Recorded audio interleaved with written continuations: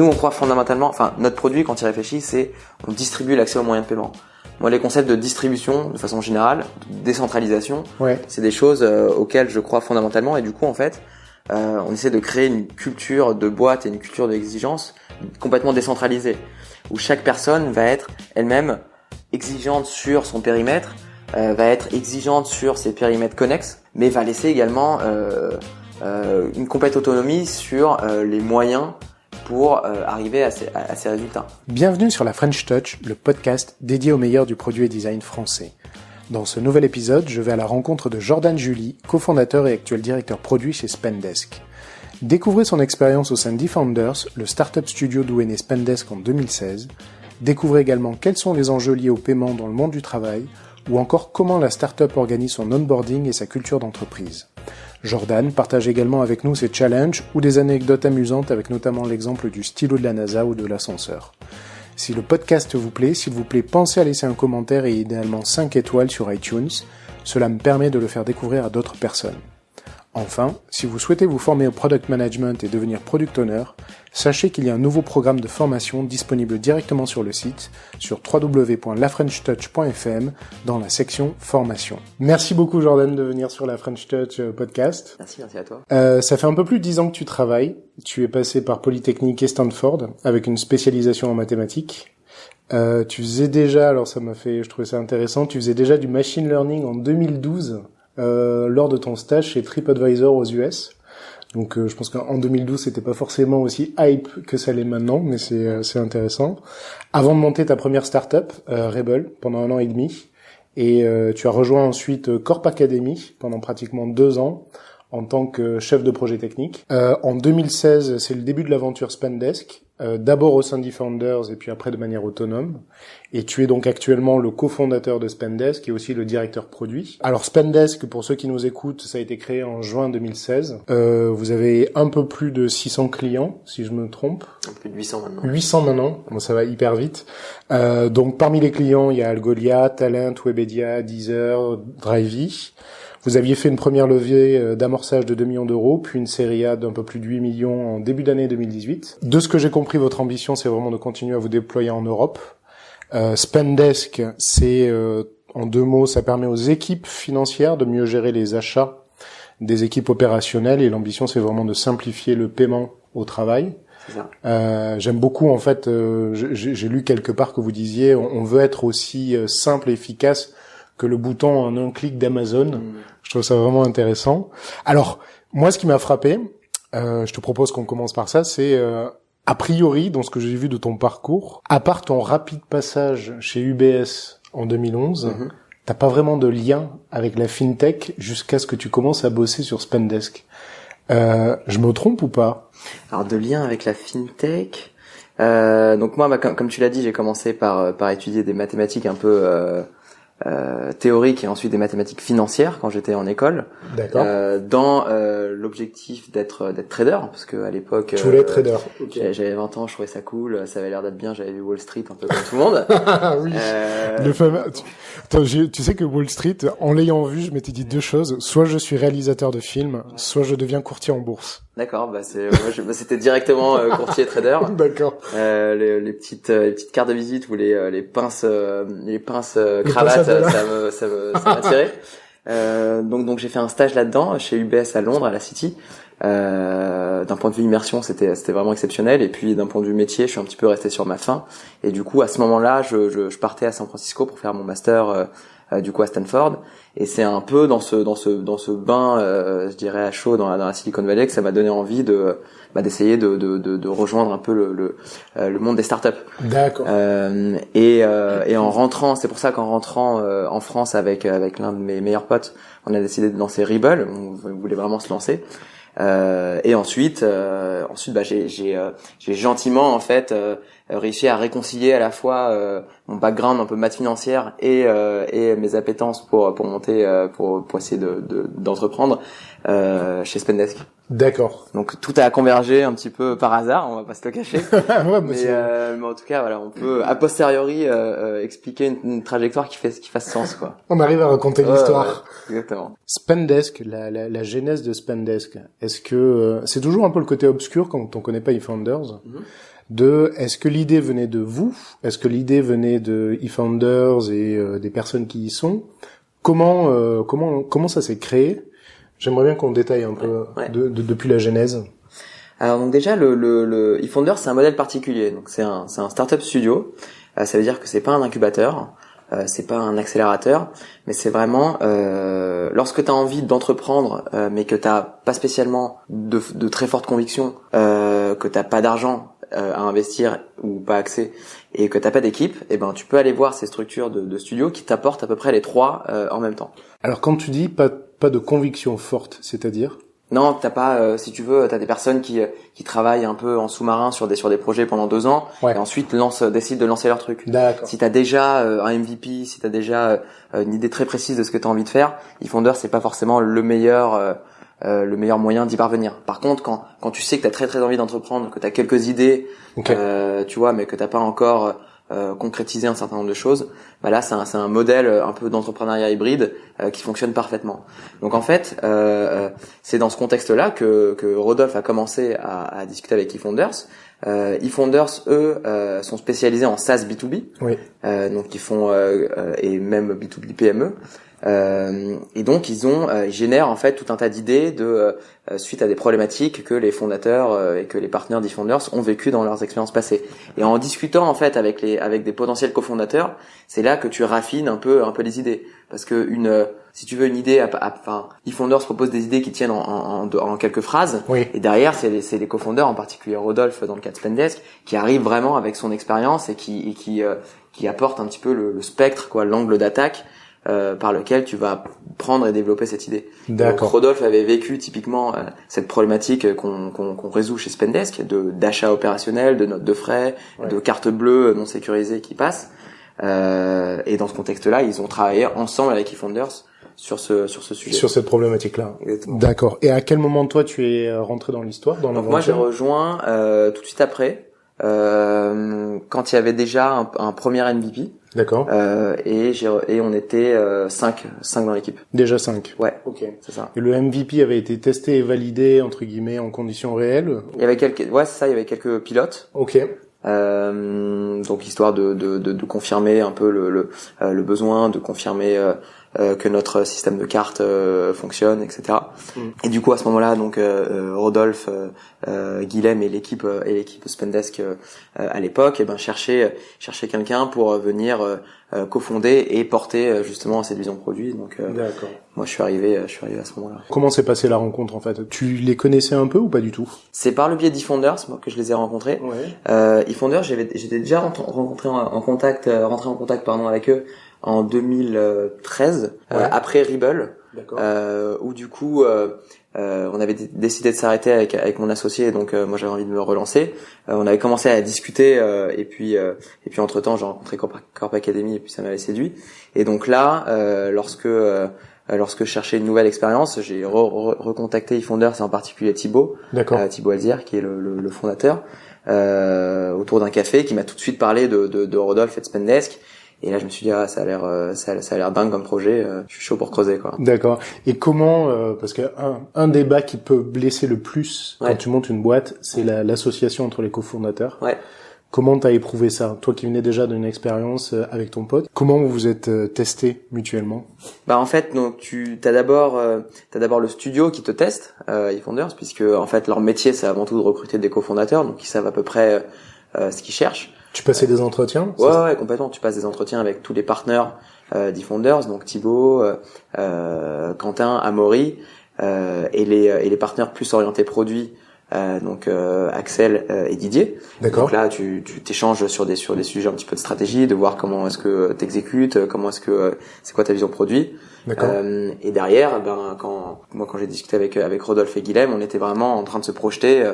Ok, est-ce que je veux m'associer avec cette personne pour les 5, 10, 15 années à venir? Et donc c'est à coup de longues discussions, de déjeuners, de démos, on travaille sur des cas ensemble, etc. Donc ça prend du temps. Ça a pris combien de temps à peu près? Ça a pris environ 2 mois. Okay. C'est pas si long, mais non, à l'échelle d'une boîte, c'est assez intense. C'est quoi les éléments pour toi qui sont hyper importants dans ta relation avec tes cofondateurs? Bah, c'est déjà les valeurs qu'on partage. Donc là, chez Spendesk, on est en train d'ailleurs de retravailler un peu de retravailler notre culture de boîte. On a envie de la cristalliser, on a envie de la entre guillemets de la montrer, disons, au monde. Ouais. Et donc la première étape notre première étape pour aborder ce sujet, c'est on s'est évidemment réunis nous trois cofondateurs pour un petit peu un peu s'ouvrir et dire ok, c'est quoi vraiment les valeurs qui sont hyper importantes pour nous. Bon, on les connaissait déjà puisqu'on en avait parlé avant, mais un petit peu actualiser la chose parce que c'est des choses qui évoluent dans le temps.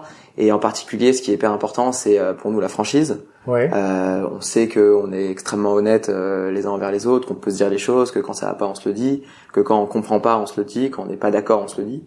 La franchise, la persévérance. On est issu de cursus ingénieur, donc à la base on est assez compétitif, on a fait des concours, etc. Et du coup 2 des 3 avaient fait Polytechnique. Ouais. Ok. Et l'envie de faire quelque chose de qualité. Ok. De qualité, ouais. Ouais, de qualité, l'envie de résoudre fondamentalement en fait les vrais problèmes des personnes à qui on s'adresse et de faire les choses bien, quoi. Pas faire les choses un peu à moitié, pas survendre, tu vois, qui est vraiment du fond, quoi, dans ce qu'on fait. Tu parlais de la culture. C'est quoi la culture chez vous aujourd'hui? Et pourquoi tu ressens le besoin pourquoi vous ressentez le besoin de la faire un peu évoluer par rapport à il y a 2 ans? Parce que 2 ans, ça reste court. Ouais, 2 ans, ça reste court, mais quand tu passes de 5 à 35 personnes, t'as quand même des enjeux où en fait, au début, donc la culture de boîte, c'est quoi? Ça te permet de t'assurer que tu formes une équipe qui, sur le long terme, va être soudée, dont les membres vont savoir travailler ensemble, et une équipe de personnes qui soient alignées, vraiment autour d'un système de valeurs, qui ont envie de faire la même chose, et qui puissent à terme se faire confiance, quoi. C'est vraiment c'est vital. Au début, la culture, t'as pas besoin de la formaliser. Pourquoi? Parce que c'est tes cofondateurs qui recrutent tout le monde. Donc en fait, tu bois une bière à 3, et tu dis ok, ma culture c'est ça. Ouais. Ok, c'est l'empathie, ambition et persévérance. Très bien, go, on va recruter nos premières 10 personnes. À partir du moment où tu commences à avoir des équipes, des chefs d'équipe, où tu commences à distribuer un peu justement la responsabilité du recrutement, t'es obligé de formaliser en fait ces choses-là. Si tu veux que ça perdure dans le temps et si tu veux que ça aille au-delà de ton premier cercle. Donc c'est vraiment pour ça en fait que on a entrepris le projet entre guillemets de formaliser du exactement, coup. c'est d'actualiser D'accord. et de formaliser cette culture de boîte qui devrait nous amener à 60-100 personnes. Et derrière, on va probablement également la remettre à jour. Sur la partie purement produit, est-ce que t'es tombé dans la passion de cette problématique-là? Comment ça s'est développé? On n'est pas passionné de notes de frais Day One, quoi. Exactement. On n'est pas passionné de notes de frais Day One. Comment tu développes ça en fait, t'as plusieurs choses qui peuvent rendre un problème passionnant. T'as sa complexité. Je considère que moi personnellement, j'aime bien résoudre des problèmes. C'est ça qui m'amuse. C'est ça qui m'amusait en école, dans mes études, etc. Et du coup, le problème du paiement au travail, c'est un problème complexe parce que t'as des exigences d'exactitude. Tu manipules de l'argent, tu manipules de la compta. T'as pas le droit d'avoir une approximation au centime. Parce que tu fais se parler des personnes qui ne se parlent pas, en particulier des équipes financières qui elles ont des besoins de contrôle, qui ont des besoins de centralisation, et des équipes opérationnelles qui veulent faire le minimum de tâches administratives possibles et juste faire leur métier. C'est un petit peu l'interprète entre deux mondes qui se parlent pas et qui s'opposent même dans une PME et dans une entreprise plus grande. Ce qui rend la chose complexe. Et derrière, le sous-jacent de notre activité, qui est un peu les sous-jacents bancaires, l'industrie du paiement, l'industrie de la monnaie électronique, l'industrie de la carte, ce sont des industries extrêmement opaques, dont les technologies peuvent être un peu vieillissantes. Et du coup, il y a un gros background à digérer et sur lequel il faut arriver à se créer des convictions, à se créer du recul pour se dire ok, moi je suis convaincu que dans les X prochaines années à venir, le paiement ça se passera comme ça, pourquoi pas les cryptos, tu vois, je dis n'importe quoi, mais du coup le fondamental qui est le paiement, c'est une industrie une fois que t'es dedans qui est passionnante, quoi, parce que c'est et qui est indispensable à tout business de toute façon. C'est un peu la monnaie, c'est la base de la civilisation. J'ai vu, pour revenir sur l'exemple de la carte, vous avez commencé avec une carte virtuelle Et je relisais un article qui dit vous êtes en 2017, vous êtes venu à la carte physique pour traiter la dimension purement opérationnelle. Je suis en déplacement, j'ai besoin. Comment c'est venu ça? Ça a été du feedback qui vous a été remonté. Est-ce que vous aviez ce parti pris au départ de dire le paiement demain c'est du virtuel, on s'en fout de la carte, la vieille carte vieillissante physique, on n'en a pas besoin, et vous avez rétro-pédalé, ou comment ça s'est passé? Non, ça s'est pas passé comme ça. En fait, oui, demain tu peux dire que le paiement sera complètement virtuel avec des Apple Pay ou quoi, et à partir du moment où tu as Apple Pay, tu te dis pourquoi j'ai une carte, j'ai plus besoin de ça.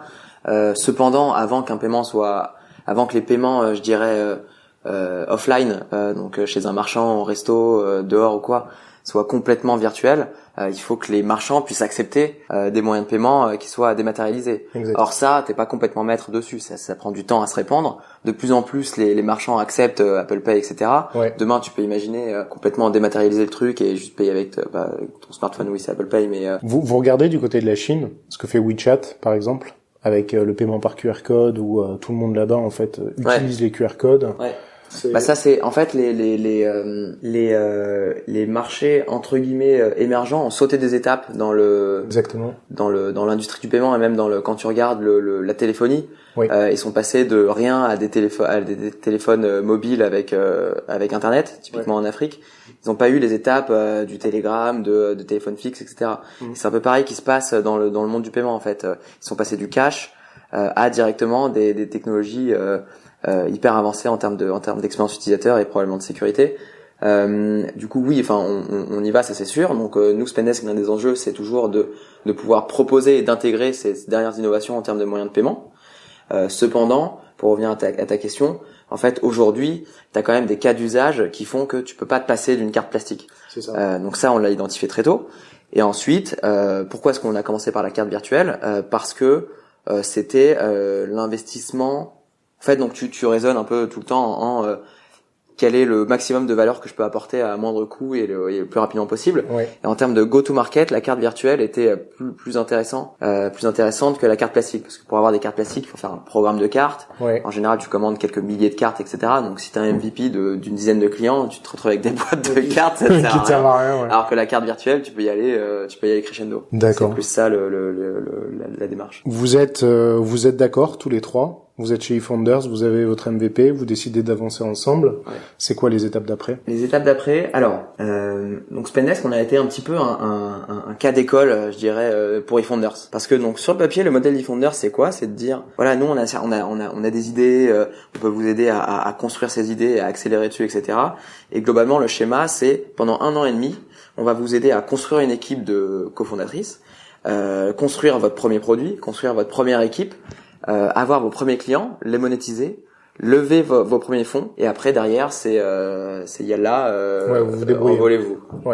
Et c'est en 18 mois. C'est exactement ce qu'on a fait. En 18 mois. Il y a la contrainte des 18 mois. En moyenne, c'est ce qu'on observe, et après 18 mois, en fait, si tu veux, les projets ont un peu cramé leur cash. Ouais, c'est ça. Et puis j'ai envie de dire, c'est un peu le maximum de temps que tu as envie d'allouer aussi, toi, individuellement, sur un projet, quoi. Exactement. Du coup, une fois qu'on avait, si on suit un petit peu ce plan d'action-là, qui avait été co-déterminé avec eFounders, donc on avait notre MVP, et ensuite les étapes d'après, c'était, ok, est-ce qu'on arrive à monétiser? Donc on a lancé notre pricing, on a passé 100% de nos clients en payant pendant entre juin et octobre 2016. Ouais. Donc très rapidement en fait. Ouais, assez rapidement. Ouais, assez efficacement même. Et derrière, c'était ok, maintenant qu'on a prouvé qu'on pouvait générer du revenu, qu'on avait une très bonne traction, qu'on avait un produit qui plaît énormément à nos utilisateurs, c'est faire une première levée de seed, ce qu'on a fait en janvier 2017. D'accord.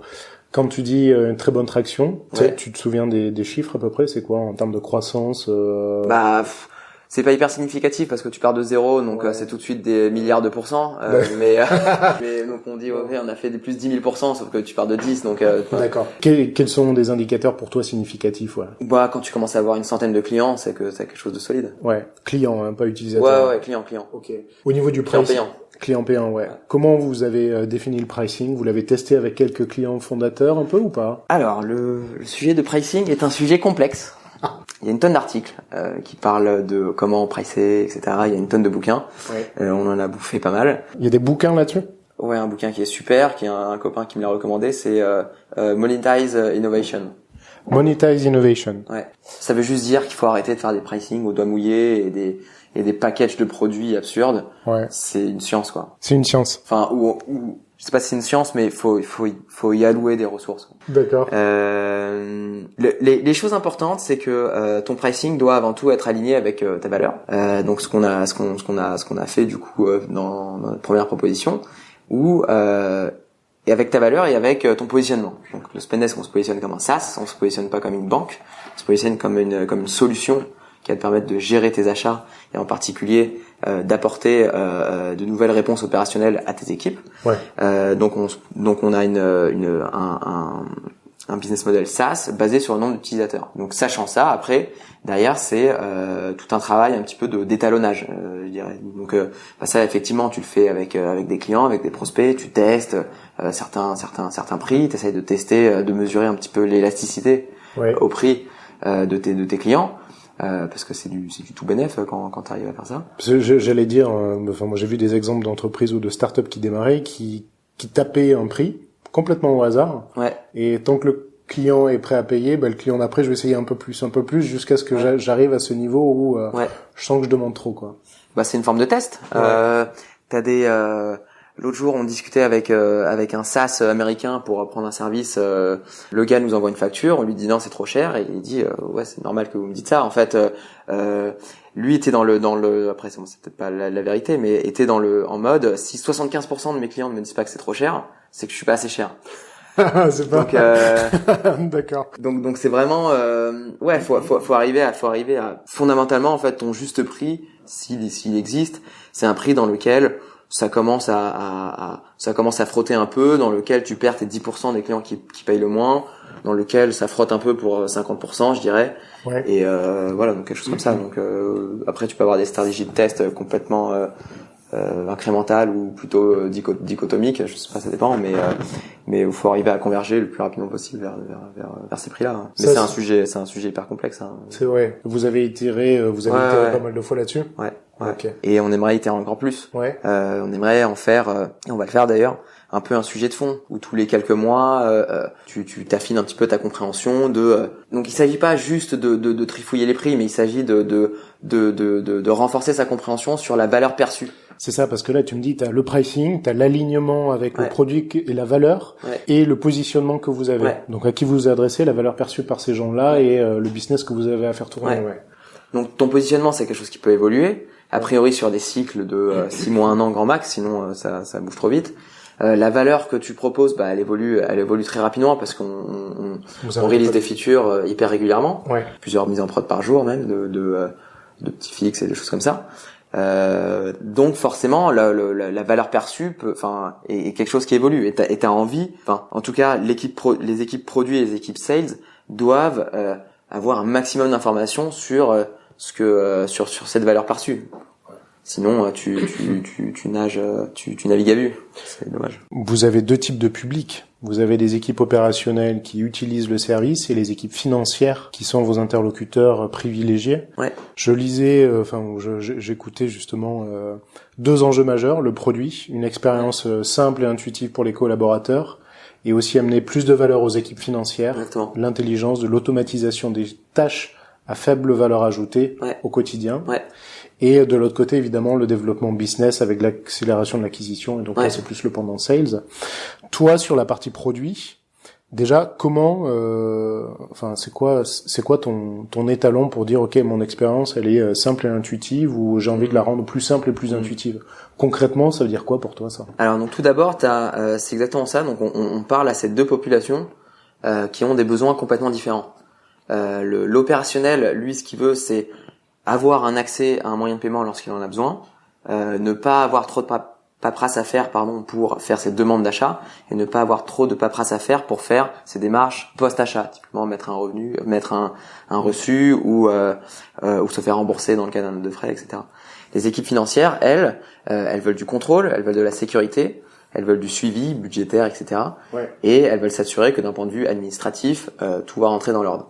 Aujourd'hui, les équipes financières sont nos acheteurs. D'accord. Nous, on s'adresse à des CFO, à des directeurs administratifs. C'est eux vos points de contact privilégiés. systématiquement? Alors pas systématiquement, mais au final c'est nos acheteurs. D'accord. Après voilà, dans des sociétés un peu plus grosses, on discute avec les comptables, on discute avec les contrôleurs de gestion, on essaie de leur prouver la valeur qui pourrait dégager d'une solution comme Spendesk. Mais derrière, c'est généralement le CFO qui prend la décision. D'accord. Et typiquement, dans un certain nombre de sociétés, t'as des démarches de digitalisation des processus, etc. Et donc, en général, ce sont les CFO qui sont à la tête de ces initiatives. Donc, on apparaît comme particulièrement convaincant dans ces contextes-là. Étant donné ces deux grands types d'utilisateurs, nous on a une conviction, c'est que donc on pourrait se dire que vu que nos acheteurs ce sont les équipes financières, on fait un produit que pour eux. Et ensuite derrière, c'est leur mission que d'arriver à faire en sorte que la solution se déploie dans leur entreprise. Ouais. Sauf que nous, notre conviction, c'est que le déploiement ne peut se faire que si les opérationnels sont des promoteurs. Exactement. Et c'est typiquement en ça que on se positionne par rapport à des concurs, par rapport à des solutions voilà comme ça assez lourdes. Qui en fait ont sacrifié un peu l'expérience utilisateur et la facilité pour les personnes, pour les opérationnels. Donc c'est hyper important. Nous on croit fondamentalement que si tu délivres la meilleure expérience utilisateur à ces personnes-là, elles vont devenir prescripteurs et pourront potentiellement convaincre leurs équipes financières d'adopter le truc. Un peu comme ça a été Slack. La stratégie Slack, exactement. Ouais. Pour après remonter, c'est ce qu'avait fait Apple. C'est idiot, mais c'est ce qu'a fait Apple avec les iPhones. Fondamentalement, l'iPhone, je suis le CEO d'une boîte ou quoi que ce soit, c'est un superbe outil, un superbe appareil que je veux utiliser aussi quand je suis au travail. Ouais. Et enfin, je le sais par un feedback interne que j'avais eu à l'époque, qui était de dire, en gros, les CEO disaient à leur DSI, démerdez-vous, mais je veux que les systèmes internes fonctionnent sur mon iPhone. Et c'est comme ça qu'ils ont mis un premier pied dans le monde de l'enterprise. D'accord. Pour virer BlackBerry. Pour virer BlackBerry, notamment. Okay. Donc, effectivement, t'as raison, important de devenir des prescripteurs et de remonter. Ouais. Donc ça, on y croit fondamentalement. Et du coup, en fait, pour parvenir à ça, on tire parti des dernières innovations en termes de technologie bancaire. L'industrie du paiement, ça bouge énormément, en particulier en Europe. Donc comme on disait un peu plus tôt, potentiellement intégrer des moyens de paiement innovants, type QR code, etc. Toujours dans l'objectif de fournir l'expérience qui propose le moins de friction possible. Ouais. Pour l'utilisateur final. Et évidemment, la contrepartie de ça, c'est on peut pas être 100% focus sur ces utilisateurs. Il faut qu'on apporte un maximum de valeur aux équipes financières, et ça passe par de l'automatisation, par de la réconciliation automatique, par de la saisie, par toutes ces fonctionnalités là qui sont disponibles et qu'on est en train de développer. Ça, vous les développez comment? C'est quoi? C'est du machine learning? Ça va être de la data science? C'est quoi? Comment? Alors aujourd'hui, on commence gentiment à développer des fonctionnalités qui sont basées sur de la data. Ouais. On a des modèles assez simples. Moi, j'ai appris là comme tu disais là dans mon premier stage j'avais de machine learning là quand en 2012 j'avais pris l'algo numéro 1 du bouquin de Machine Learning 101 et ça faisait un résultat fantastique. Donc en fait oui, j'aurais dû dire oui à machine learning parce que ça fait cool et là s'il y a des mais justement dis non s'il y a des potentiels candidats qui nous écoutent, oui, nous faisons du machine learning, du big data et tout ça. Mais c'est bullshit. Mais fondamentalement en fait si t'appliques quand tu pars de pas grand chose, prendre un algo hyper simple et arriver à le mettre en prod avant tout et à le faire tourner sur des datas que tu collectes et dont le volume est grandissant, ça permet d'atteindre des résultats amplement satisfaisants. Et derrière, oui, quand t'es dans l'optimisation vraiment incrémentale, là, tu peux envoyer la sauce en termes d'algo, mais on n'y est pas encore. Là, vous collectez combien d'informations, de transactions? Dernière info que j'avais, c'était 30 millions d'euros qui avaient été dépensés via Spendesk. Ouais, ça c'était ça du coup ça devait être en 1 an et demi. D'accord. Maintenant, on est quasiment à 10 millions d'euros par mois. 10 millions d'euros par mois. Ouais. Ah ouais. Donc ça fait du paiement, ouais. Ouais. Et ce que tu disais toi justement, si je te cite, c'est justement dans le traitement des transactions bancaires, besoin d'être robuste, ouais, résilient et scalable. Ouais. Comment vous mettez ça en place concrètement? Alors du coup, donc on processe de plus en plus de transactions. Ça c'est un fait et c'est une bonne nouvelle. Quand je dis process, c'est pas au sens processing Vous êtes pas une banque. C'est pas vous qui gérez ça, ouais. Non. Donc si tu veux, pour pour pouvoir processer efficacement toutes ces transactions, on a dû mettre en place par exemple des systèmes qui allaient autoriser le fait que certaines transactions puissent fail et du coup un petit peu des systèmes de retry. Donc en fait, tu es obligé lorsque tu manipules des transactions et donc de l'argent, si tu veux afficher à la fin de la journée la bonne balance à ton client, tu es obligé d'avoir un maximum de systèmes qui soient résilients en cas d'échec. Donc si typiquement si tu loupes une transaction, t'as pas le droit de dire bon bah j'en loupe une sur 10 000, j'ai quand même une précision de dingue. Non, il faut t'as pas le droit de faire ça. T'as pas le droit à l'erreur. Exactement. Okay. Sinon derrière c'est toute la comptabilité de nos clients qui peut être en risque. Vous avez déjà eu le cas au début, au moins en tout cas des problèmes par rapport à ça ou Ouais, au tout début on avait quelques c'était pas tant que on avait de la donnée qui passait un peu sous la trappe, mais c'était que on mettait à jour très très régulièrement nos systèmes de comptabilisation des transactions, et du coup parfois on faisait des erreurs dans des calculs de TVA, des choses comme ça. Okay. Dans la gestion de transactions qui par exemple sont des remboursements, après t'as plusieurs types. Quand tu me dis ça, je me dis comment t'arrives à construire la confiance avec des équipes financières sur quelque chose d'aussi fondamental que cette comptabilité-là. Ouais. Comment ça se construit? Alors, deux choses. Donc en fait, Spendesk, on a d'abord une stratégie de ce qu'on appelle lend and expand, où en fait on va aller discuter avec des équipes financières et leur dire voilà, vous avez cette petite équipe, vous qui par exemple est isolée, vous avez je sais pas, une filiale en Europe ou quoi qui est pas votre maison mère, donc vous avez moins de volume, testez Spendesk sur cette filiale, testez sur cette équipe et vous verrez que ça marche ça marche du feu de Dieu. Donc ça te permet d'arriver à convaincre du coup des équipes sur des petits volumes. Et ensuite fondamentalement, c'est peut-être étrange ce que je vais dire, mais vu qu'aujourd'hui sans Spendesk, les équipes comptables sont un peu de base dépassées par en fait le volume de transactions qu'elles doivent traiter du coup à la main. Ouais. En fait, il y a de l'approximation déjà aujourd'hui. D'accord. Et finalement Spendesk leur offre une solution pour être plus précis qu'il ne l'était avant. OK. Vous l'avez quantifié ça? T'arrives à le mesurer ça? Est-ce que c'est un argument même commercial? Ouais, alors ce qu'on pourrait quantifier, c'est l'une des choses que tu peux quantifier, c'est avant et après Spendesk, combien de TVA est-ce que tu arrives à récupérer en plus? Parce que typiquement, pour récupérer de la TVA, tu es obligé de fournir le reçu. Ouais. Et avec Spendesk, tu passes en moyenne de 50% de transactions justifiées à plus de 90%. Plus de 90%. Ouais, ça aujourd'hui, c'est ce qu'on observe. Donc les opérationnels qui s'y collent et qui le font, et donc ça Ouais. remonte aux directions. Ouais. Ah, Donc ça c'est un premier. c'est un bon indicateur. Ouais, c'est une première chose. Et la deuxième, c'est en termes ensuite de comptabilité générale et analytique. En fait, Spendesk te permet de d'automatiser un petit peu la comptabilité générale et te permet d'avoir plus d'informations sur la comptabilité analytique. Est-ce que tu peux dire la différence entre les deux? Donc, en gros, une équipe financière dans une PME, elle a besoin à la fin de l'année de produire sa alias fiscale, pour être en norme vis-à-vis de l'administration française. Ouais. Et donc pour ça, il faut faire de la comptabilité générale où du coup tu catégorises un peu l'ensemble de tes achats en nature, en compte de charge, typiquement investissement, travel, restauration, etc. Mm-hmm. Donc ça c'est un petit peu l'administration qui t'impose ça.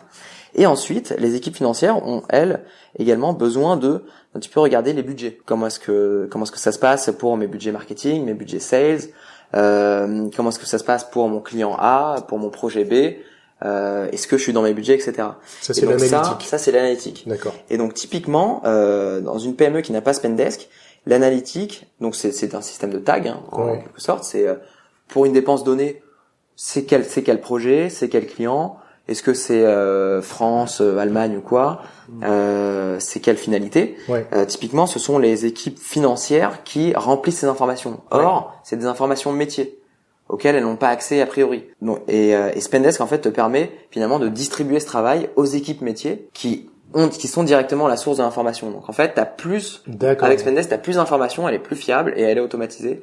Donc derrière, tu peux mieux piloter tes budgets. L'input vient directement des équipes concernées. Exactement. D'accord. Ok. Un de vos enjeux avec la levée de fonds que vous avez faite, c'est de scaler en Europe. Ouais. Quand tu me parles de cette comptabilité générale analytique franco-française, comment tu scales ça au UK, en Allemagne & Co? Alors, donc depuis, je dirais depuis le premier jour chez Spendesk, on avait l'ambition d'être européen, donc international. Les États-Unis, non? Les États-Unis, ça va venir. Plus tard? Ouais. Ok. Ça va venir prochainement. D'accord. La suite au prochain numéro. Ouais, j'en dis pas plus. Et du coup, c'était notre volonté, à la fois produit et stratégique, de ne pas développer trop tôt des spécificités locales.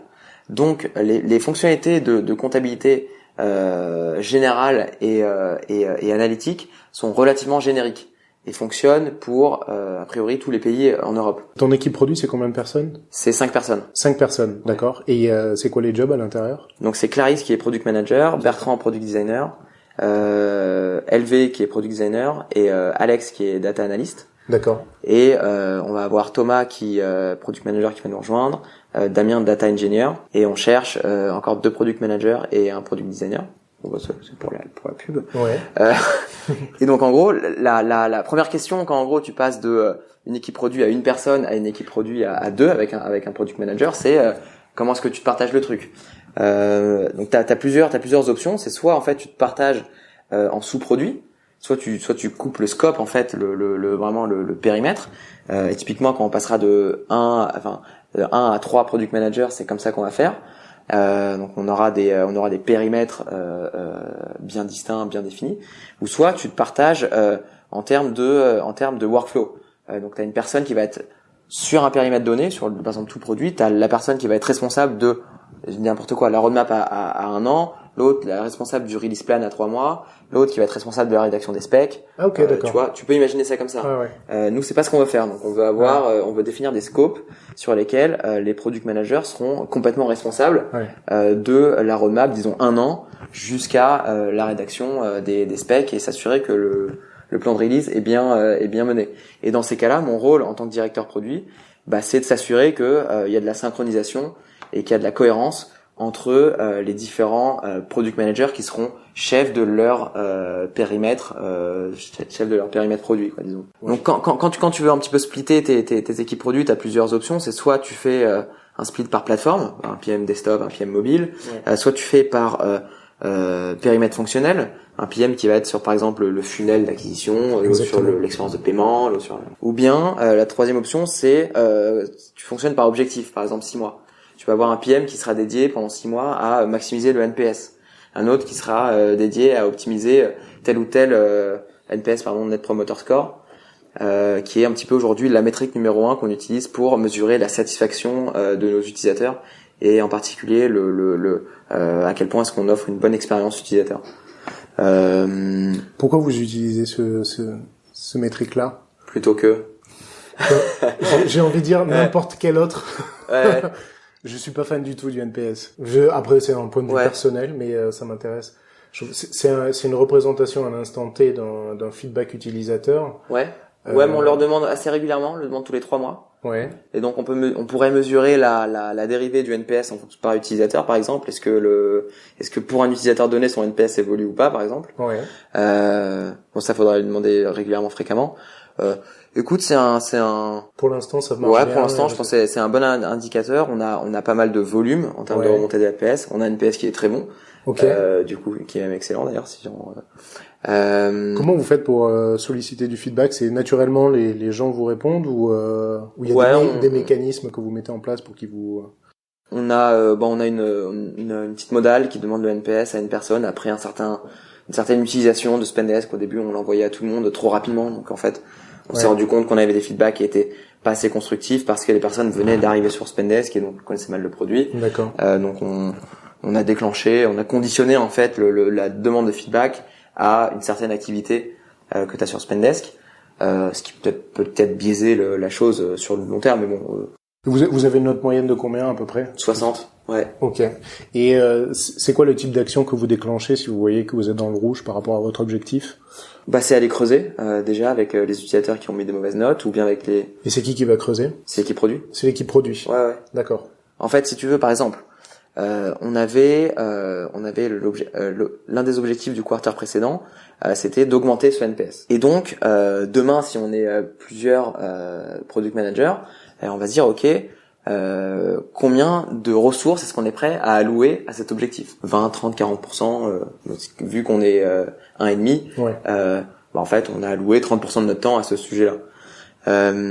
Et du coup, en fait, donc c'est un sujet qui est ouvert. A priori, c'est une problématique. Comment est-ce qu'on augmente le truc? Et ensuite, c'est aux équipes produits d'un petit peu faire ce travail de recherche, de discovery, pour se dire, ok, quels sont mes leviers pour améliorer cette NPS. À savoir, il va y avoir des sortes d'améliorations d'expérience utilisateur, des choses qui sont pas claires, qui génèrent de la frustration. On va aller regarder si on a des rage clics sur certaines pages, ça aussi ça peut générer de la frustration.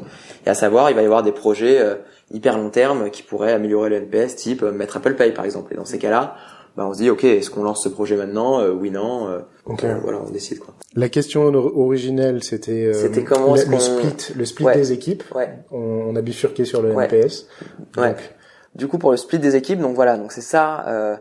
C'est une de ces solutions là qu'on va mettre en place. Vous avez acté déjà ou pas encore? Non, pas encore. D'accord. Prochain épisode aussi. Enfin, fondamentalement, on va répliquer une organisation en squad, donc on va pas réinventer ce truc-là trop tôt. Les squads, tout le monde en parle, tout le monde a déjà un peu trifouillé le truc. Donc on va aller discuter avec des head of product, des product managers, des CPO de la place parisienne pour connaître un petit peu les best practices, comment est-ce qu'ils font, etc. J'ai déjà un peu commencé le sujet. C'est de faire, en fait, en quelque sorte, c'est prendre ça comme si c'était un problème produit et du coup, faire mes interviews, savoir connaître les best practices, demander à l'équipe qui seront les utilisateurs de cette, tu vois. Tu peux faire des mises en abîme un peu à l'infini comme ça. Et voilà, sachant que nos objectifs, c'est d'avoir des périmètres qui soient les plus clairs possibles, qui soient si possible disjoints, qui évitent les dépendances un peu étranges, pour qu'en fait chaque personne ait une responsabilité claire sur son périmètre donné, et pour faciliter en fait la communication dans la boîte. Tu parlais des OKR, ou des objectifs. Est-ce que vous fonctionnez avec OKR? Oui. D'accord. Donc on fonctionne avec ce framework de Google qu'on trouve vraiment bien. Parce qu'en fait, ça nous force à tous les 3 mois à vraiment se reposer des bonnes questions, à se projeter et à se dire, ok, en fait, quels sont fondamentalement les problèmes qu'on veut résoudre, quels sont les objectifs qu'on veut atteindre, et non pas quels sont les features qu'on veut délivrer. Exactement. Ça fait combien de temps que vous les avez mis en place? Ça fait plus d'1 an et demi. Ça fait plus d'1 an et demi. C'est quoi ton retour d'expérience pour des gens qui aimeraient mettre en place des OKR, qui savent pas trop, parce que retour d'expérience là-dessus. Je sais pas, je crois que je l'avais lu d'ailleurs. Les OKR, c'est au bout de la 3e fois que tu les mets en place que tu commences vraiment à comprendre comment ça fonctionne effectivement. Il faut du quantifiable. Oui. Et beaucoup de gens s'arrêtent au quali. Oui. Au lieu de quanti. Si c'est pas un objectif quantifiable sur lequel tu peux dire oui ou non, c'est pas un OKR. Comment ton retour d'expérience à toi? Alors, on a pas mal itéré. Ça nous est arrivé de faire des OKR dans les quarters précédents qui étaient pas très quantifiables, ou en fin de quarter on se dit comment on note ça, c'est compliqué, ou bien voilà, c'était quoi déjà ce truc là. Donc les enjeux avec les OKR, c'est de faire en sorte qu'ils soient un maximum alignés les uns avec les autres. C'est de pas tomber dans le un peu set and forget. On a un quarter où on s'est fait ça, où on a rédigé des OKR. Donc déjà on le fait à 3 niveaux, compagnie, au niveau équipe, produit, sales et individuel. Très bien. Et donc on rédigeait des OKR par exemple produit, on se disait un certain nombre de choses, et en fin de quarter on dit on avait dit ça, compliqué quoi. Donc à partir là-dessus, quand c'est comme ça, tu fais quoi? Tu dis moi je te mets, on se met 100% là-dessus, ou on laisse tomber complètement, ou tu fais quoi? Non, quand on s'est loupé, on s'est loupé. Mais donc quand on a des sales notes. Ok, on met des sales notes. Ouais. Vous liez l'incentive, incentive financier ou pas? Non. Ça, on avait lu, j'avais lu à plusieurs endroits qu'il fallait vraiment décorréler les OKR de la performance ou de l'évaluation de la performance. Ouais, exactement. Ouais, ça permet de vraiment avoir une phase où en fait personne n'est biaisé et où tout le monde est aligné vers le succès de la boîte, et non pas rentrer dans des réflexions en mode ok, en fait si je m'engage là-dessus, si tu corrèles en fait les OKR à des bonus, forcément tu vas biaiser le truc, et les gens vont vouloir optimiser leur bonus a priori, ce qui est normal puisque l'être humain marche à l'incentive. Mais du coup, comment tu fais si t'as zéro motivation particulière ou réprimandation possible à pas suivre tes OKR? Faut voir à quoi ça sert en fait. Est-ce que tes OKR te permettent de prendre le pouls sur l'efficacité de tes personnes, enfin des équipes, ou si en fait les OKR ça te permet de t'assurer que au moins une fois par quarter on est tous ensemble cette réflexion de se dire ok, où est-ce qu'on veut aller et comment est-ce qu'on y arrive. Donc c'est vraiment ça l'objectif premier. Du coup, on se fixe des objectifs, on essaie de s'en fixer déjà le moins possible, quelques-uns, 2, 3 grands max. Ouais, c'est ça. Au début, on en mettait 5, en fait, ça part dans tous les sens. Donc il en faut peu, qu'ils soient extrêmement alignés. On essaie de faire en sorte que le calendrier en fait de définition des OKR est très important. Oui. Si tu le commences trop tard, vous avez tout bien suivi. C'est bien, ouais. On a itéré énormément. Ouais. Il faut idéalement que ça commence, il faut que ça prenne 2-3 semaines. Ouais. Et que ça commence à cheval entre la fin et le début du quarter prochain. Ouais, normalement c'est 2 semaines avant la fin d'un quarter et jusqu'à 1 à 2 semaines dans le début du quarter. Exactement. Des fois on a commencé day one du quarter, donc en fait ça nous bouffe 3 semaines. Ouais. Donc en fait il reste plus que 2 mois et quelques dans le quarter, c'est compliqué. Parfois on l'a fait en 3-4 jours, donc c'est pas assez. Donc voilà, donc il faut se donner du temps pour mettre en place un processus qui soit là top down puis bottom up. J'allais y venir. Donc ça c'est hyper important, que en fait le top down définisse vraiment des objectifs très très macro, vraiment des directions. Ouais. On veut renforcer l'acquisition, on veut renforcer notre présence dans tel pays, on veut accélérer sur tel segment, voilà ce genre de choses. Que derrière en fait qu'il y ait un travail collaboratif entre équipes, sales, produits, marketing, customer success, etc. pour se définir en fait le plan d'action, comment est-ce qu'on va y arriver, etc. Plan d'action qui va définir lui-même les OKR des équipes, et ensuite qu'on redescende à l'échelle individuelle, où chaque personne va vouloir pousser en fait les projets en lesquels elle croit pour influer sur les OKR de ses équipes, qui vont eux-mêmes influer sur les OKR de la boîte. Donc ce processus, voilà, ça se voit pas sur les podcasts comment on fait des signes, mais de haut en bas et de bas en haut, en V quoi, et indispensable. Et ensuite effectivement t'as ce travail de un petit peu de rigueur, je dirais, en termes de méthodo, de se dire ok, c'est quoi concrètement mes objectifs quanti. Oui. Et si on peut pas quantifier un truc, on sait qu'on va se retrouver en fin de quarter en se disant ah bah là on sait pas, on met au pif, et ça génère de la frustration. Ouais, exactement.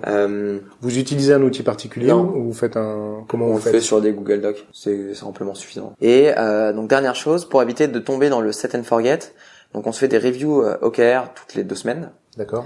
Et en fait chaque équipe doit entre guillemets implémenter ses OKR dans des plans d'action hyper précis.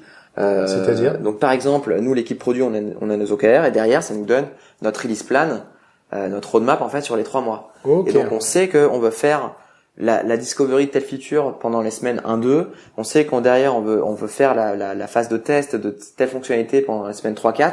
Et en fait, les OKR te permettent de définir ce plan d'action. Et derrière, c'est ce plan d'action, ce release plan sur lequel il faut être hyper strict et sur lequel il faut être en mode exécution pure, quoi. Quelle flexibilité tu as du coup avec une fonctionnalité indispensable? Admettons, objectif développer l'Allemagne. Ouais. L'Allemagne a besoin de telle fonctionnalité pour pouvoir vraiment être implémentée. C'est quelque chose qui n'était pas prévu dans les OKR, ni de l'équipe sales, qui par contre a pour objectif de développer là le pays. Et vous, côté produit, comment est-ce qu'il y a de la flexibilité du coup par rapport à ça? Ouais, il faut.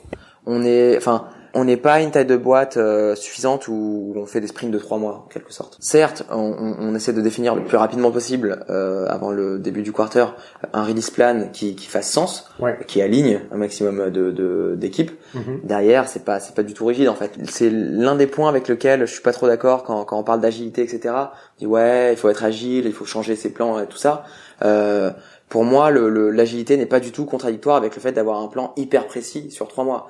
L'agilité, c'est étant donné ce plan précis, est-ce que j'ai la capacité de le mettre à jour, quoi, de virer, d'avoir le courage de virer un truc sur lequel j'allais potentiellement communiquer parce que j'ai prouvé par A plus B que j'ai une autre solution qui est meilleure.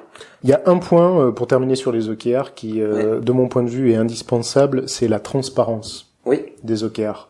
La capacité à chaque individu de la boîte à avoir accès aux OKR de son petit copain qui est dans un autre service et inversement au même niveau d'ailleurs les cofondateurs. Ouais.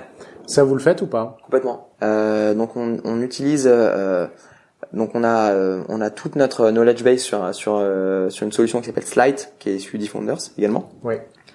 En particulier nos OKR. D'accord. Et donc Slide propose une solution en fait de partage de notes hyper transparente.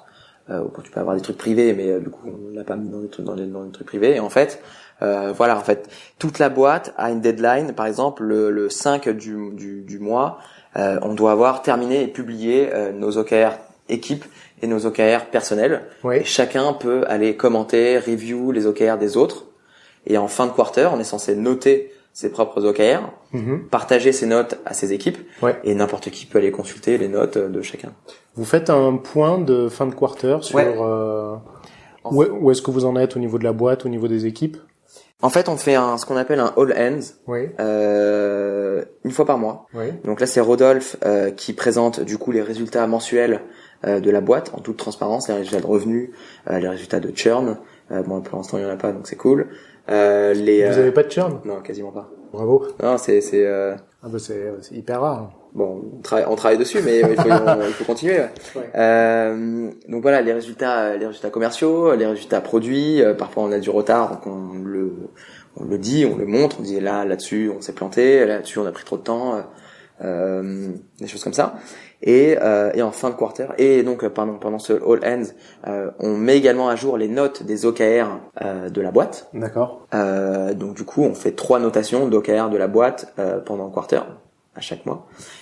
Et en fin de quarter, on fait un all hands un peu plus riche, où là on partage les résultats au niveau du quarter, donc les OKR. D'accord. Et on essaye d'avoir une approche un petit peu retour d'expérience / post-mortem lorsqu'il y a des sujets, pour se dire ok, bah là-dessus on a bien fait, là-dessus c'était moins bien.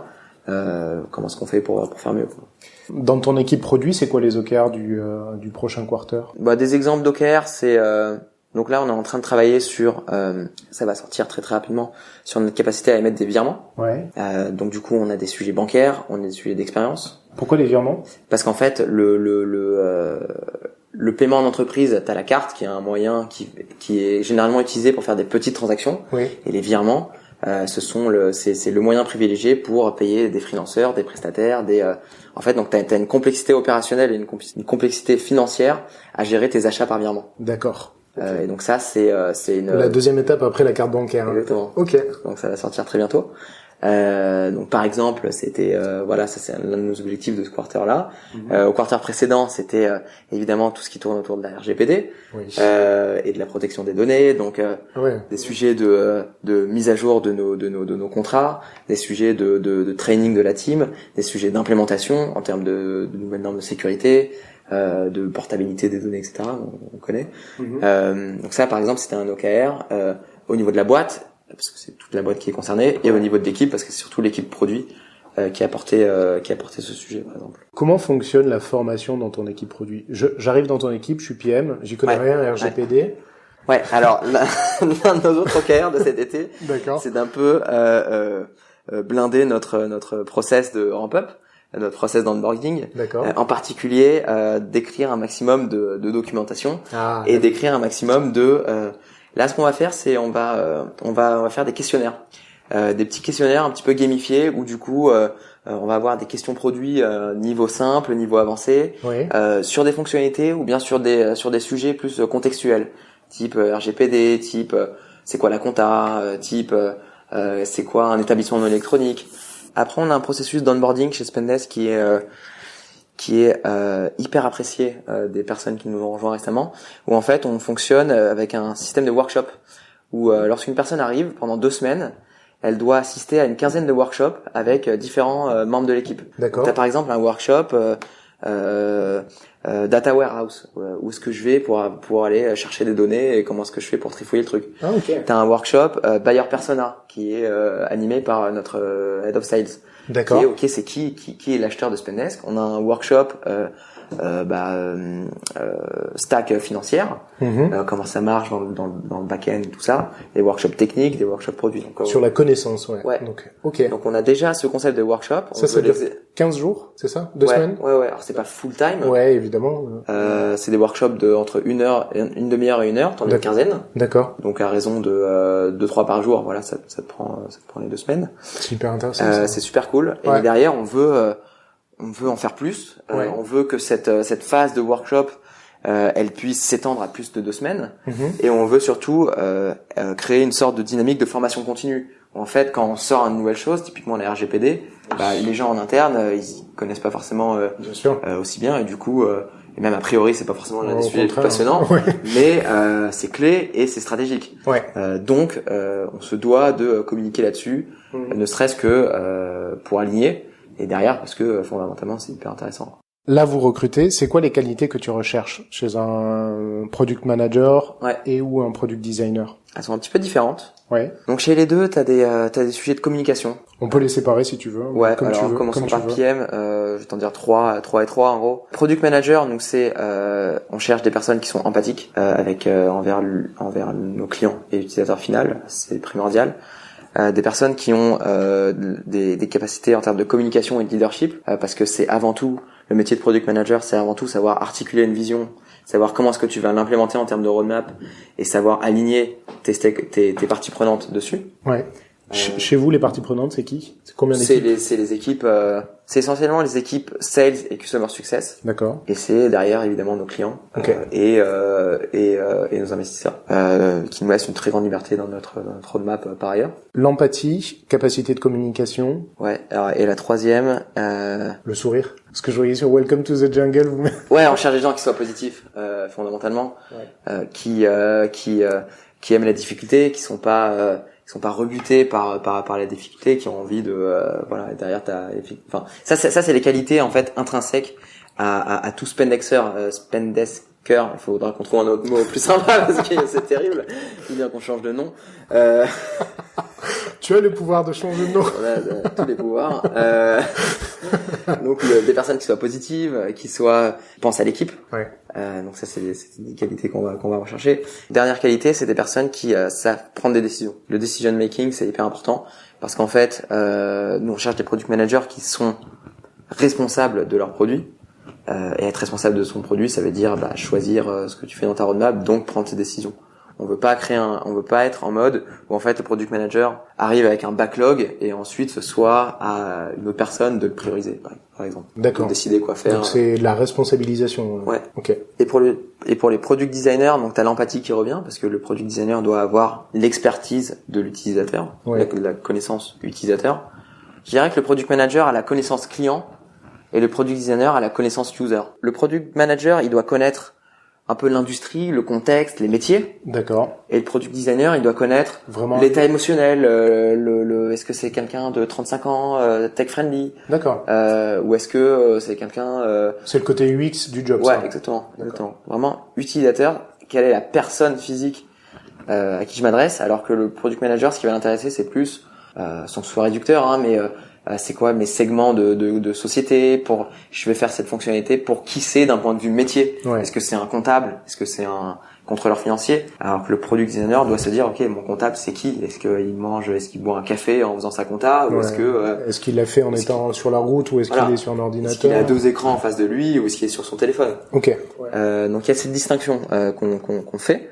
Donc le product designer doit également être hyper empathique.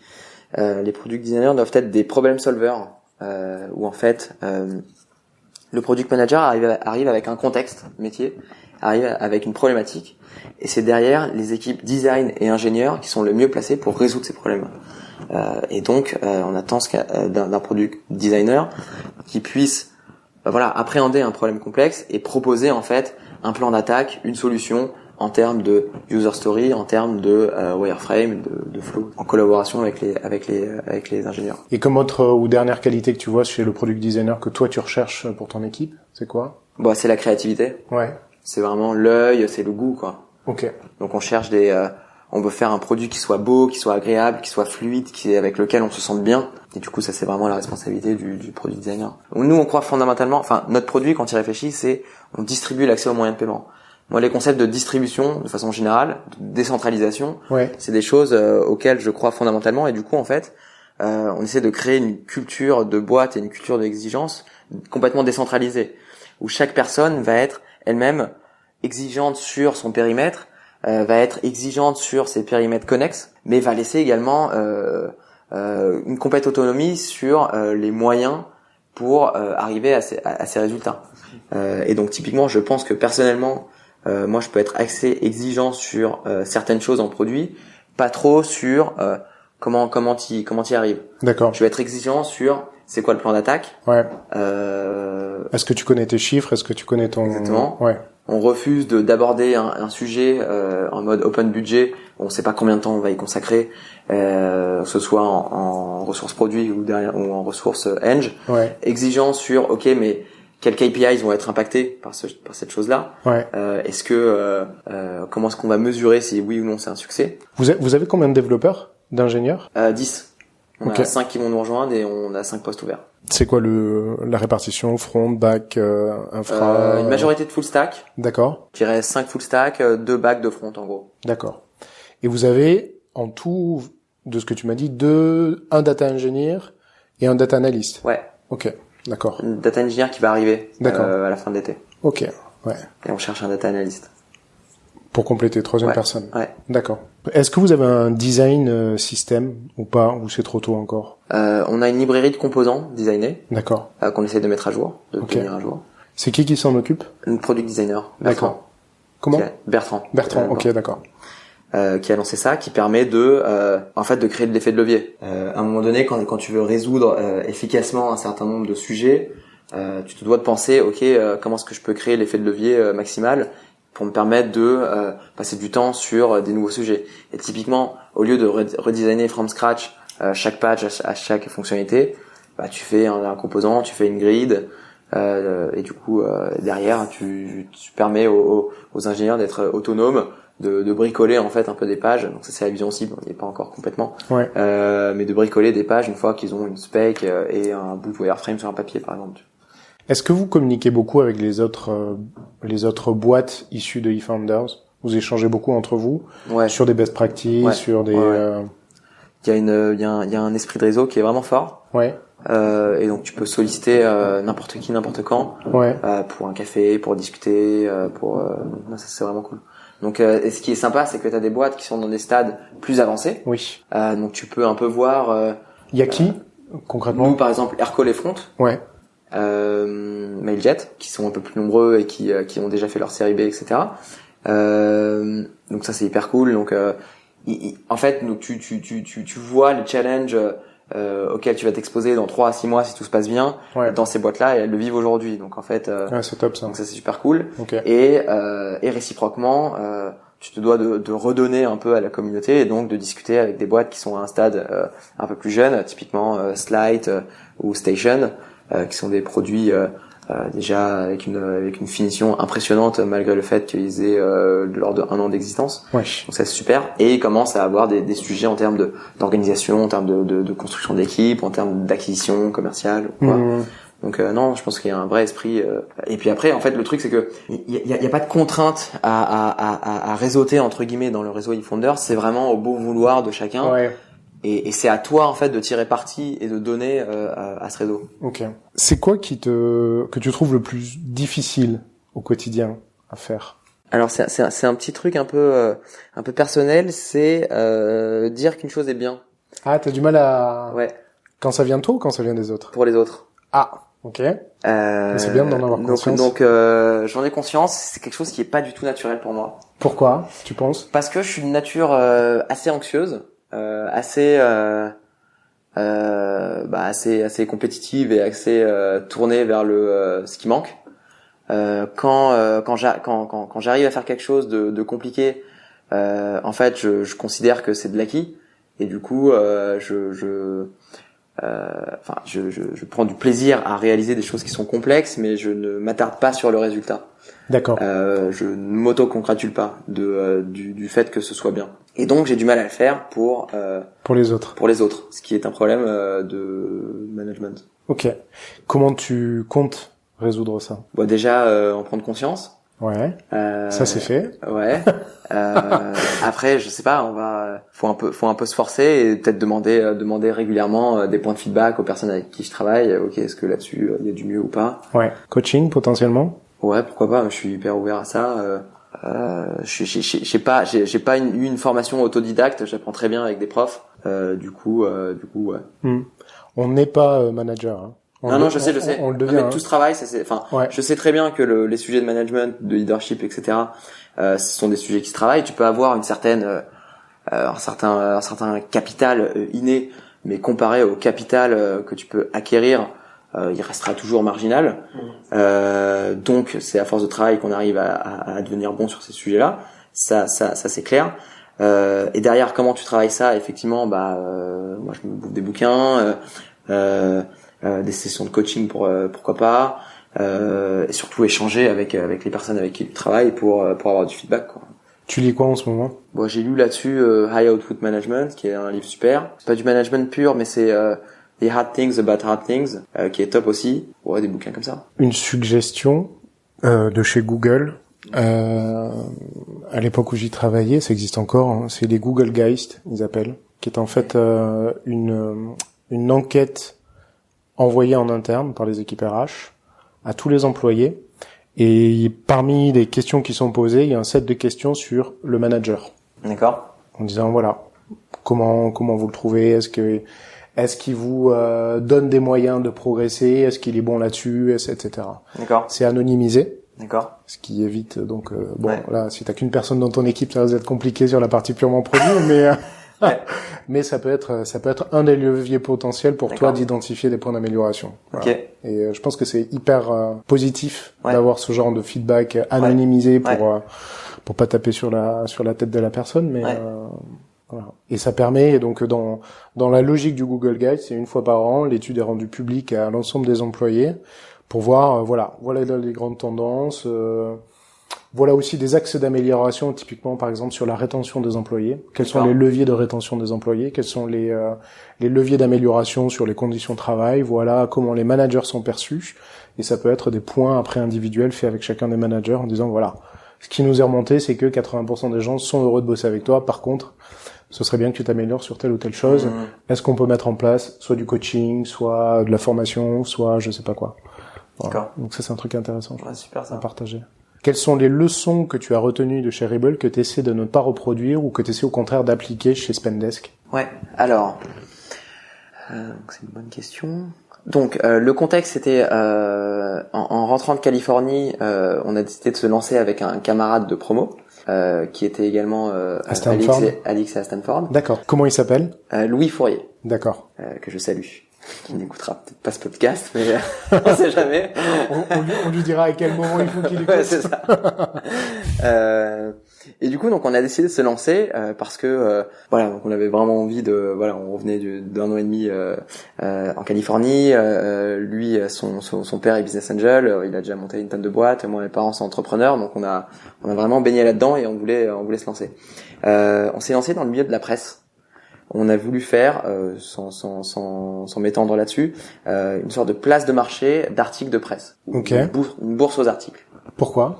En fait, on était convaincus que le modèle de presse qui allait émerger allait être un modèle type Huffington Post, en fait une sorte de hub d'audience avec un noyau de journalistes très restreint. Je crois que l'équipe de journalistes attitrés au Huffington Post, c'est une dizaine de personnes, alors que quand tu compares ça à l'équipe de rédaction du Monde, c'est plusieurs centaines de gars. Et des communautés de contributeurs. Okay. Et donc, on a voulu créer une sorte de plateforme qui allait permettre à des médias d'attirer de nouveaux contributeurs et à des contributeurs en fait d'être rémunérés à leur juste prix. À l'article. Exactement. Okay. En particulier à l'article. Okay. Et en particulier de capitaliser un peu sur leurs expériences passées. Donc je suis contributeur spécialisé en art japonais. J'ai déjà écrit des articles pour Slate, pour des médias généralistes, j'ai eu tant de vues, tant d'audience, tant de likes, j'ai engagé tant de sur les réseaux, etc. Ouais. Demain, Huffington Post a besoin d'une pige sur le Japon et voilà, je propose mes trucs. C'est hyper intéressant ça. C'était plutôt cool. Écoute, en termes de vision, ouais, c'était pas absurde. Pas du tout. En tout cas, on y croyait. La conclusion. En tout cas, on y croyait et quand tu t'arrêtes à des discussions de vision, ça marchait bien. Donc sachant ça, on s'est tout de suite lancé dans le développement de la plateforme. Voilà, les rares. On était 2 ingés, on voulait coder. On voulait coder un truc. C'est ça. On voulait construire en fait. Et pour nous à l'époque, construire était égal coder. Donc on a codé un truc pendant 6 mois, pas très bien fait, pas très joli. L'expérience utilisateur était pas terrible, les fonctionnalités étaient bizarres. Et ensuite on a essayé de chercher des utilisateurs. Et là on s'est rendu compte que même en fait on codait bizarrement parce que moi j'écrivais les tests et Louis écrivait le code. Okay. En fait, il était un codeur et juste on aurait dû bombarder 100 tests. Mais vous êtes ingénieur de base, ouais. pas développeur. Ouais, d'accord. Oui. Ouais. On a appris à coder en Californie. Ah d'accord, ok. En plus c'est ça, on n'était pas des pros du code, donc on a quand même pris un peu de temps. Le problème n'était pas là de ce que je comprends.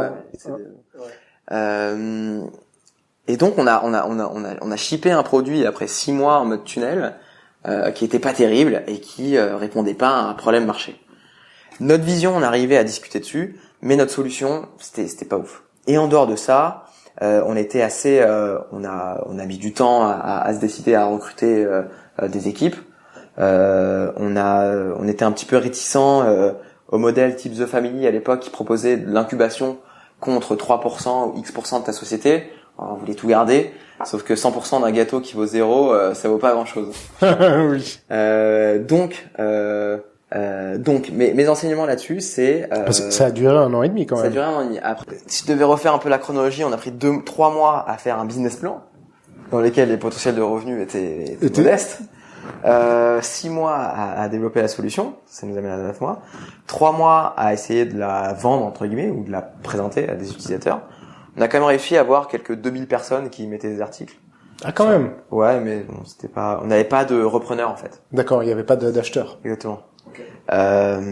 Et ensuite, on a essayé de pivoter pendant 6 mois. Ok. Durée de vie 18 mois classique d'une entreprise avant de fermer les portes, quoi. Et qu'est-ce que tu retiens pour Spendesk? Ne jamais se lancer dans des développements de solutions avant d'avoir validé ton problème. C'est pour ça qu'on a un peu cette obsession de se dire ok, on nous a demandé telle feature, mais pourquoi, qu'est-ce qu'on veut résoudre, et pas tomber dans des l'exemple ultra classique qu'on donne, c'est le stylo de la NASA ou c'est quoi? Je le connais pas celui-là. Vas-y. Alors c'est pas le plus marrant, il y en a un deuxième que je préfère, c'est c'est l'ascenseur. Donc tu prends une tour où il y a un ascenseur qui est un peu lent. Et du coup, les gens qui travaillaient dans cette tour se plaignaient, ils disaient l'attente est insupportable, machin.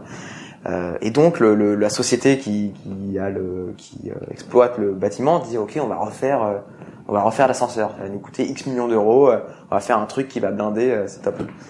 Et mais avant de faire ça, ils ont recruté une équipe un peu design. Disons que c'est une tour à la Défense. Une équipe design qui a été interviewer des gens en disant ok, c'est quoi votre problème avec l'ascenseur? Ouais, l'attente est longue. Ouais, moi quand je suis en bas, c'est long et tout. Qui en fait ont conclu que le problème c'était pas l'ascenseur, c'était l'attente au rez-de-chaussée. Et donc la solution. Ouais. Oh putain, je sens la solution. C'est qu'ils ont mis un miroir en face des portes de l'ascenseur. Et pendant que les gens attendaient l'ascenseur, magie, ils se regardaient. Et comme on sait que les gens sont en moyenne narcissiques, c'est ça. Quoi de mieux pour passer son temps que de se regarder. Et donc solution à 100 euros. D'accord. Et en fait, il y a plein de trucs comme ça fondamentalement en produit. Tous les jours, on se heurte à des je veux ça, je veux telle feature. Mais en fait, quand tu creuses, c'est juste et donc le truc de la NASA, c'est la NASA avait donné des stylobiques à ses astronautes. Lorsqu'ils ont envoyé les premiers astronautes du coup dans l'espace, ils se sont rendus compte que le stylobique marchait pas parce qu'il faut de la pesanteur en fait pour écrire avec un stylobique. Okay. Donc ils ont mis des brevets pour avoir des stylobiques qui marchent en apesanteur. Et la solution des Russes a été de donner des crayons. Ouais, mais c'est ça pour le coup, c'est une autre histoire, ouais. Oh my god. Oh, c'est génial. Et donc voilà, donc cette obsession de ok, c'est quoi le problème qu'on veut résoudre, quoi. Voilà, C'est tout pour la French Touch. Encore merci à Jordan pour son temps et pour son retour d'expérience. Merci à vous d'avoir écouté. Si ça vous a plu, abonnez-vous à la French Touch sur votre application mobile préférée. Pensez bien à laisser un avis, 5 étoiles de préférence sur iTunes. Ça m'aide beaucoup à bien référencer le podcast et à le faire découvrir à d'autres personnes. Envoyez-moi vos feedbacks ou vos suggestions directement sur Twitter, @lafrenchtouchfm. Vous pouvez également retrouver tous les liens évoqués par Jordan dans cet épisode sur le site www.lafrenchtouch.fm. Merci beaucoup et à la semaine prochaine.